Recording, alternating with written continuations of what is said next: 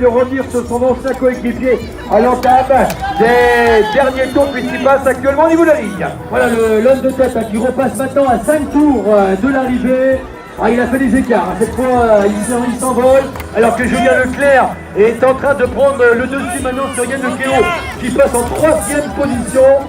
Yann Lecléo qui a pris peut-être un départ un peu rapide et qui risque peut-être de coincer d'ici au final des 50 minutes, alors qu'il y a David Collin du VS Quimper, on voit qu'il est à domicile, il a un gros public à ses côtés et qui vient de passer donc une nouvelle fois derrière les hommes de tête qu'il a vu passer en injection à l'instant. Donc on voit que les 3 hommes de tête ont quand même fait un écart relativement important puisque Maxime Cariou, l'ancien champion de Bretagne junior à la Mézières, notamment en 2013-2014, vient de passer seulement maintenant avec les poursuivants, avec Jérémy Perriou, l'ancien champion du Finistère, avec Florian Richeux, et également l'ancien vainqueur de l'Élan Castilien sur la route, qui vient également avec son maillot du team Bertin de passer une nouvelle fois à 5 tours de l'arrivée. Derrière, on va retrouver Gwendolen Ledu, le coureur de Pont Cyclisme avec son coéquipier,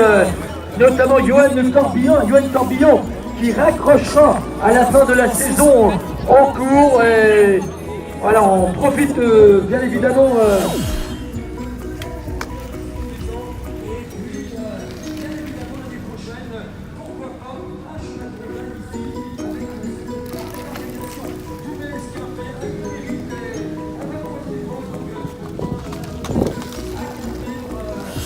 ici à 4 tours de l'arrivée, Yoann Le Dors, on se rappelle, qui a été un garçon qui a couru en première catégorie il y a quelques années. Il avait notamment remporté l'épreuve de Concarneau sur le trophée Aven-Moros. Il avait remporté également étape sur les routes du Scorff. Un garçon qui est maintenant un vrai cyclocrossman depuis toutes ces dernières années. On se rappelle qu'il avait pas remporté de cyclocross depuis de nombreuses années. C'était la bagarre s'installe avec les différents favoris de l'épreuve qui n'appliquent pas, qui ne rompent pas au niveau de l'épreuve, puisque les écarts se resserrent une nouvelle fois par rapport à l'homme de tête. Voilà, avec Julien Leclerc qui reste à quelques secondes de Yann Lecléo. Pour l'instant, on a des écarts très très faibles avec Tony Perriou qui va essayer de reprendre sa place également sur l'avant de la course dans les minutes qui viennent. Et là, donc pour l'instant, gros départ de Yann Lecléo. C'est vrai qu'il revient en forme dans les sous-bois depuis quelques week-ends maintenant. On l'a vu retrouver quelques couleurs, lui qui avait été un petit peu absent ces dernières années. Là pour l'instant il a l'air d'avoir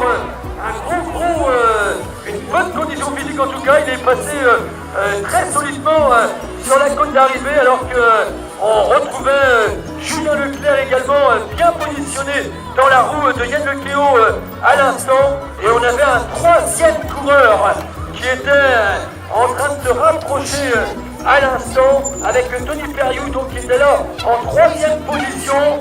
Il va très certainement rentrer dans quelques instants sur les coureurs de tête, alors que Yoann Corbillon vient de passer à l'instant. Yoann Le Dors maintenant beaucoup plus loin. Je crois que les 3 premiers ont fait le break. Ça va être compliqué de retrouver ces coureurs-là pour les poursuivants.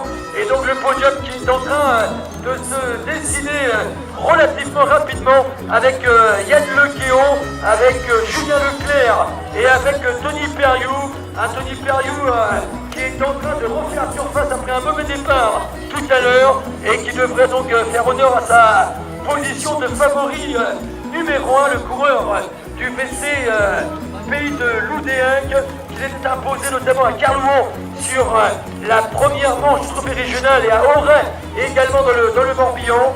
On se rappelle qu'il avait terminé 7e à Razès également sur la Coupe de France élite, donc il est en train de se positionner parmi les meilleurs coureurs français, notamment de sa génération, et un Tony Perriou qui est en train donc de rentrer tranquillement maintenant sur les 2 hommes de tête. Alors est-ce que Yann Lecléo va être capable de tenir 50 minutes, le rythme infernal qui est le sien depuis le départ? En tout cas pour l'instant, il tient le coup, et on se rappelle également que c'est un très bon technicien.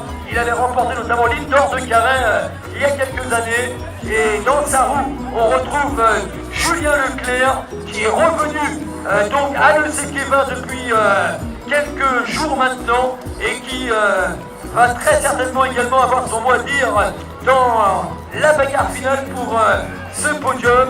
Un Julien Leclerc.